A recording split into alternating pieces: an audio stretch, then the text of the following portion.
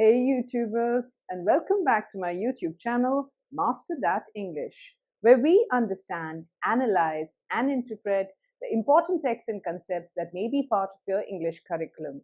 Our topic for today takes us back to the 20th century, where we'll analyze a short story by the New Zealand writer Katherine Mansfield. And the name of the short story is A Cup of Tea. So, who's ready to sip a hot cup of tea while we interpret this text? For this, get your pens and notepads ready because here we go. It was a time of great change.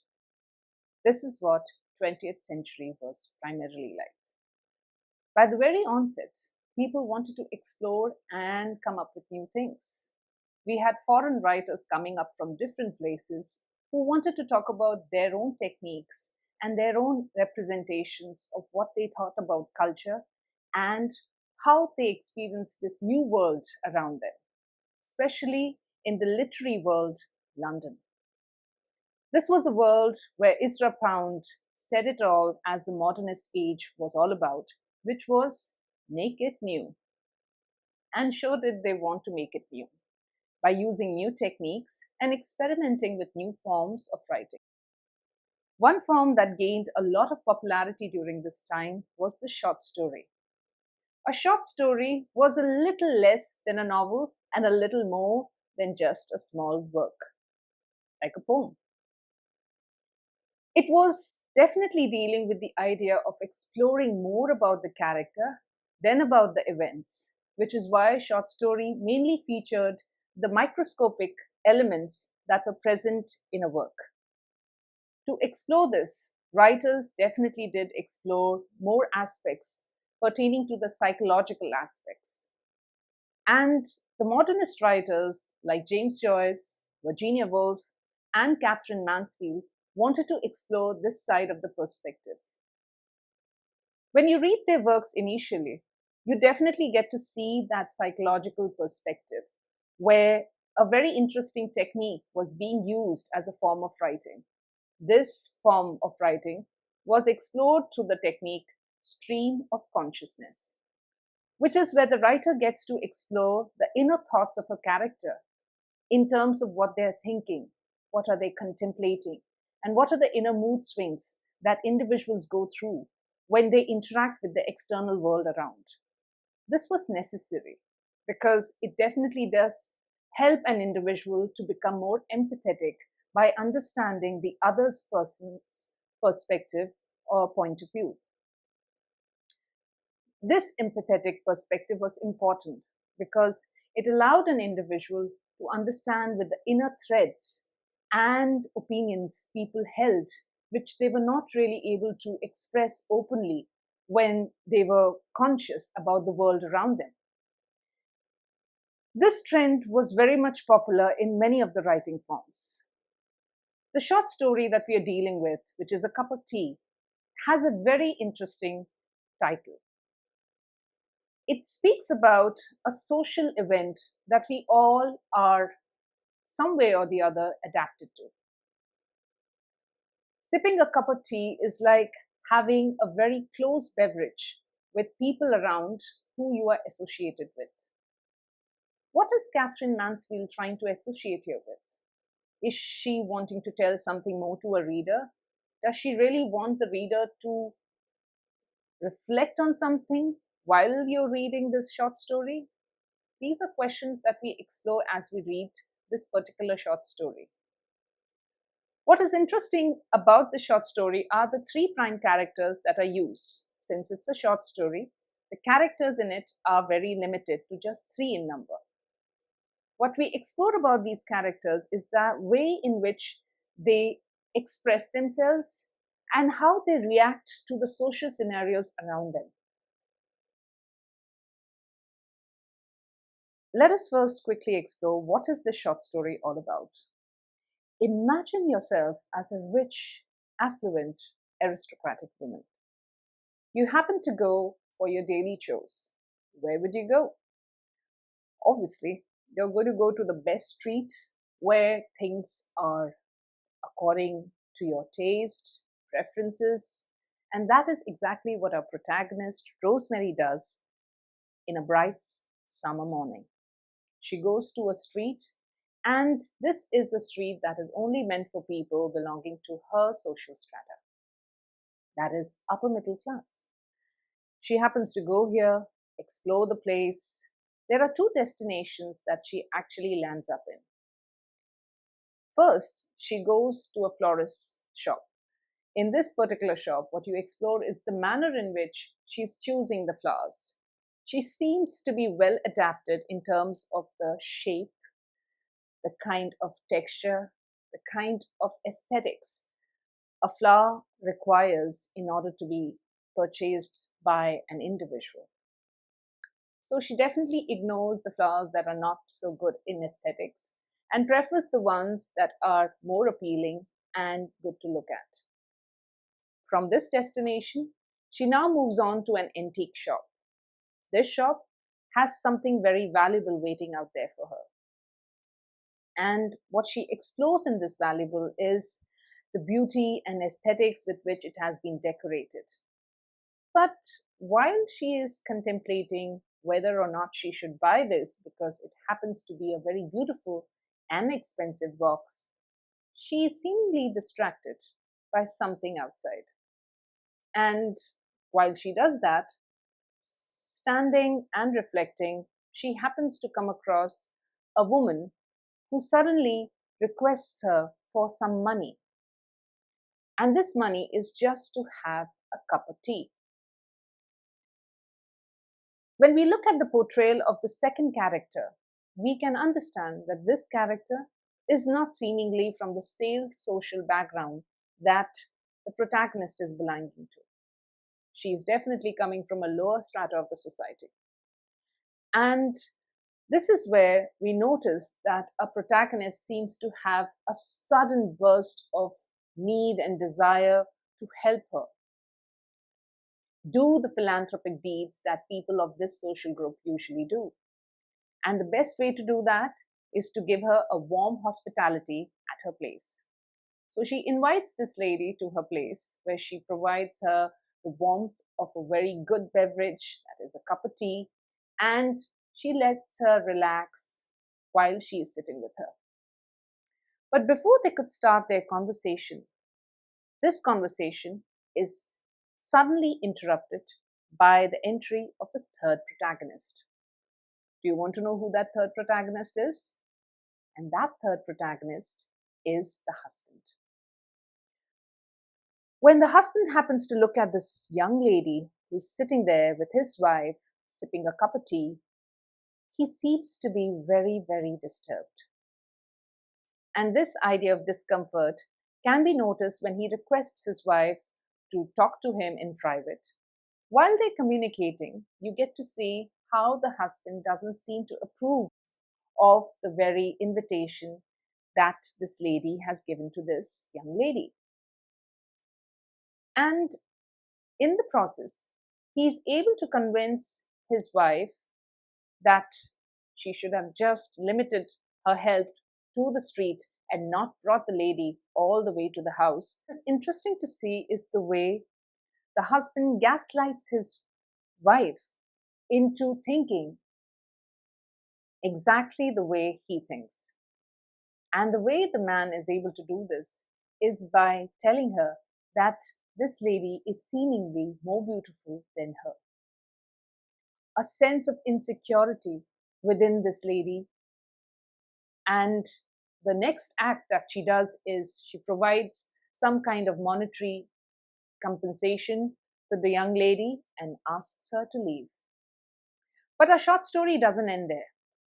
The last scene is what grabs our attention, which is this very comment of appreciating the beauty of the young lady has touched the wife so much that the only comment Rosemary has to say by the end of the short story is, "Am I pretty?"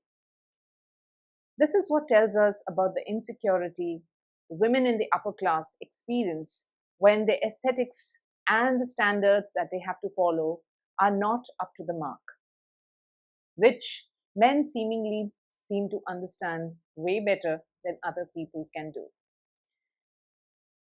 Now, after understanding the story, let us try to understand the social threads that Katherine Mansfield was trying to thread in this particular work.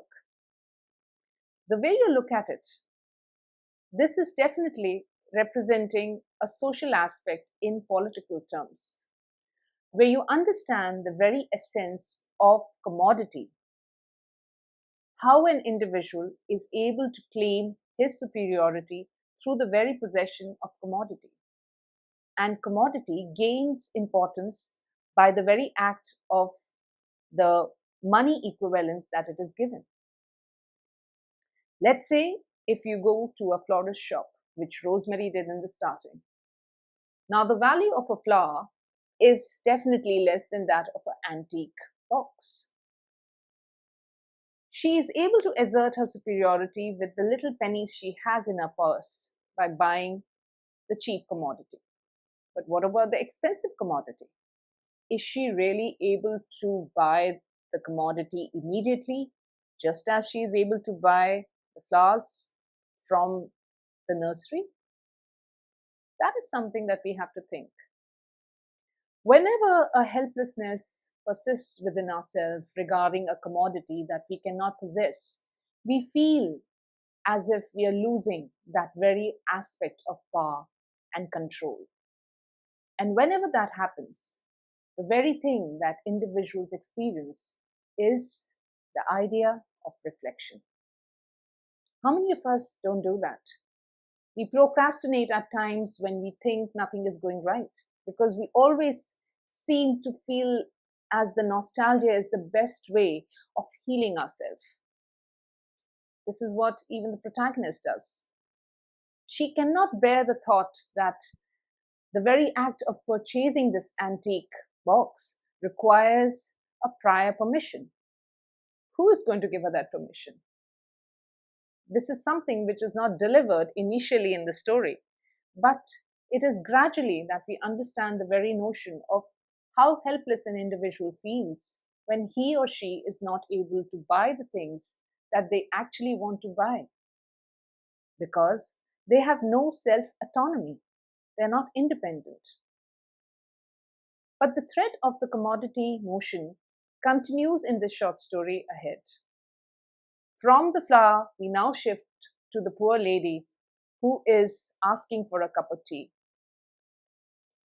When Rosemary comes under the influence of this particular lady, we notice a new ray of hope and enigma instills within her. She wants to help this lady not because she wants to do it, because helping this lady and doing this act will put her in a good position. She'll be able to discuss about this probably in one of the tea sessions she has with people of her own social strata, thereby raising her position. That's the best a woman can do. And she does that.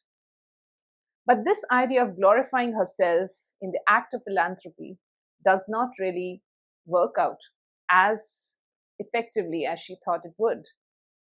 Because the moment she reaches her home, provides her the hospitality, her plan of maintaining a superior notion suddenly go all down the drain. That is because she is only representing herself as a pseudo authoritarian entity. The true person who holds an independent entity is the one who holds control over the object and has the ability to generate money for claiming a commodity. The story drastically changes when our antagonist enters in the climax of the scene, which is the husband. He is the true totalitarian controller of everything that is going around. He is the one who is able to tell us that the only one who is going to overrule everyone here is he. The brilliance that Katherine Mansfield represents as a writer is she not only tells us that earning is a means of controlling, but awareness is another. Not only is the husband able to assert his control over commodity because he is financially secure, and he does that with his own revenue, but also he is aware about the needs of the people who come under him. And that is the reason why he can also identify with the insecurities that his wife experiences as an individual. This is how he is able to gaslight her. And that is how every individual does. The only way to control somebody is to identify with the very limitations that they possess as individuals. And that is only possible for individuals who are secure and who do not have to be much dependent on people around them.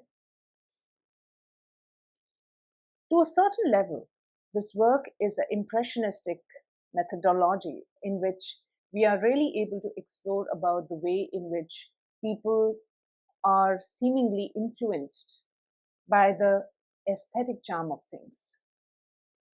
Women are only confined to surface representations, whereas the deeper sociological aspects are something that only men can identify with, because they are the one who are engaging and working with the social environment around them.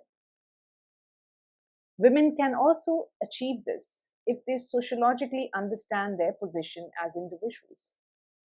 They can learn to be clear with their way of thought process only when they are participating in that very manner. When we look at the portrayal of Rosemary, from the very starting, the impression that is cast is that of an individual possessing only the surface requirements of being a potential individual. But does she have the potential to actually deliver things based on her credibility? That's not possible, because she has been modified as a trophy emblem, which is why you can call her a trophy wife. Individual who is just meant to represent things by the way she has been directed to do so. But she cannot achieve that based on her own credibility. This is why it is important, as Virginia Woolf says it, you may be belonging to a rich class, but it is important for you to have a room of one's own where you are able to do things at your own whims and fancies only when you're financially secure and independent. That is what makes a woman independent and free-spirited. When we come to our second character, who is belonging to the lower class, we see an independent streak in terms of representing your opinions. Let us now focus on the second character in this particular short story, which is Miss Smith, the young lady who just asked for a small favor as a cup of tea. What is interesting about this character is that in many ways, she definitely does resonate the similar attributes of the writer herself. Let's not forget, Katherine Mansfield came to England, in particularly to London, with the hope that she would be accepted as a reputed writer. Was the journey easy initially? Of course not. She started at a very young age, at probably when she was just 19 years old. It wasn't easy for a woman to establish herself so easily. She had to understand the norms of the society. She had to understand who to associate with and the kind of people she should associate with. Her luck worked for her only when she was introduced to the Bloomsbury group. So having association with the right kind of people is also important to gain a certain recognition as an individual. But in the short story, this young lady is not really able to come in association with people who actually hold a strong association and representation in the society. They are pseudo-representators, which is the protagonist, Rosemary. She is not able to do much for the young girl. She is not even able to understand why does she show an anxiety temperament in many of the things that were offered to her in the house. For instance, besides a cup of tea, she was also offered brandy. And the very thought of brandy makes this young girl very nervous. Brandy is considered to be a decadent drink, which is only had at the time when you were celebrating in many cultures, or perhaps on occasions. What brought about the anxiety bolt for this girl in this particular short story? That nobody knows. We are also made to think about why is she considering and giving references of the policemen? Why she's scared that she is going to be handed over to them? What is the fear that instilled in her? Probably to do something with the trauma she has experienced in the past, because of which she is behaving in this anxiety bolt right now. That perhaps is the thing that happens with most of the people when they are not accepted and respected initially. They develop nervousness and anxiety, which is exactly what happens with our minor character, Miss Smith. Another interesting attribute about her is the way in which she has her conversation with people around her. She doesn't really want to associate much. She only wants a warm, helping hand. That is all she's asking for. But does anyone really want to understand her mindset or the things that she is undergoing in her mind? Not really. The only strong point about this character is that she is able to adapt with the world because she is trying to struggle on her own. The fact that she is struggling in the social world, she understands the norms that Rosemary is unaware of. Rosemary can never understand why was the reference of the policeman made, or why is this girl not very comfortable with the thought of brandy. That is probably because she has never been around a surrounding where people have ridiculed or mocked her. Because ridiculing and mocking are only components that an individual experiences when he or she doesn't hold a good position in the society. And that is the case with our Miss Smith. Which is why she's timid, she's reserved, and she knows the norms of the world, because of which she always has an apprehension before confirming her very idea of committing to a person. This is what Impressionism does to us. We have impression based on our experiences. Probably the reason why Katherine Mansfield chose a very important lifestyle that all of us are accustomed to, which is just having a cup of tea. If you think about your personal life, who are the people with whom you are having this tea with? What are you really doing while you're having this cup of tea? This is what Katherine Mansfield does for us in this particular short story. What Katherine Mansfield tries to do in this particular situation is she tries to tell us why a cup of tea is considered to be an important source of engaging and contemplating future endeavors in terms of what you want to do in life. Whereas when an individual is alone and is sipping a cup of tea, we are only in our reflective mode. We cannot really do much, which is why we think about things that sometimes are not even associated with the physical world around us. Writers need to reflect on their past in order to come up with concrete reflections about the future. But even to come across this idea of reflection and commitment, they need to commit to their notebooks, which is again a companion. This is what the idea of commitment and engagement is all about. Whereas the idea of just being by yourself is all about reflection. You can engage with an individual only when that person belongs to your social milieu. That is the reason why the lady, that is Rosemary, is never able to associate much with this individual she brings from a different social strata. It takes time, it requires experience, and it requires a level of exposure to understand somebody's state of mind and perspective, which is what our protagonist is not able to do because she has not been part of that world ever. She has been confined only to the norms that have been dictated and taught to her in her very social sphere. On the other hand, the man in the house is the one who is definitely able to address assertion, control, manipulation, all because of his social consciousness around the world that he is in. This is the reason why every individual has different impressions to different representations. In this short story, Mansfield definitely does try to show us that commitment and engagement requires a level of understanding. Are you willing to understand an individual? If you're able to do so, only then can you commit yourself to that individual in terms of expressing yourself and understanding the perspective that the other person wishes to share with you. That calls up for empathy in a more productive way. With that, we come to the end of this lecture. I hope you enjoyed it and felt that the lecture was enriching for you in some form. Do share it with other people because sharing is caring. Until we meet next time, this is me, Karishma. Take care.